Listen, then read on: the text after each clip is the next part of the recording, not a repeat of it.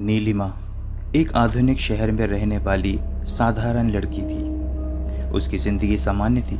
College जाना, दोस्तों के साथ वक्त बिताना और अपनी माँ के साथ घर के कामों में मदद करना।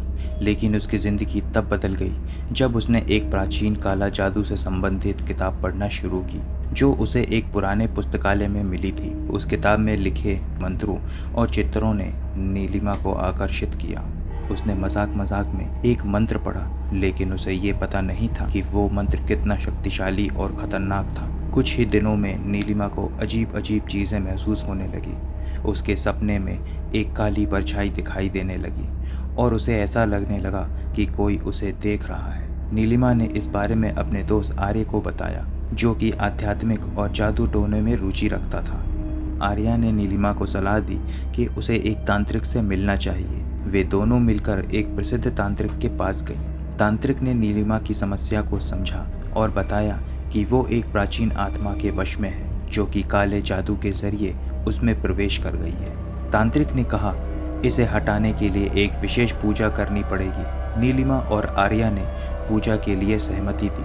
पूजा शुरू हुई और तांत्रिक ने अपने मंत्रों से आत्मा को बुलाना शुरू किया। धीरे धीरे नीलिमा की हालत बिगड़ने लगी और वो जोर जोर से चीखने लगी। तभी अचानक पूजा स्थल पर बिजली कड़कने लगी और एक तेज रोशनी छा गई। रोशनी के बीच से एक अदृश्य शक्ति प्रकट हुई। वो शक्ति नीलिमा के शरीर से आत्मा बाहर खींचने लगी। आत्मा ने विरोध किया, लेकिन अंत में उसे हार माननी पड़ी। जैसे ही आत्मा निकली, नीलिमा बेहोश होकर गिर पड़ी।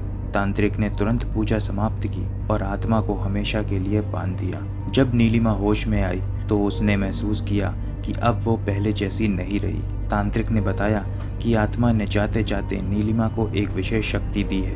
अब वो बुरी आत्माओं को देख सकती है और उनसे लड़ सकती है। नीलिमा की जिंदगी अब पूरी तरह बदल चुकी है। उसने अपनी नई शक्ति का उपयोग करने का संकल्प लिया और बुरी आत्माओं से लड़ने के लिए तैयार हो गई। अब वो शहर की रक्षक बन गई थी, एक अज्ञात नायक जो रातों में बुरी आत्माओं का सामना करती थी और मासूम लोगों की रक्षा करती थी।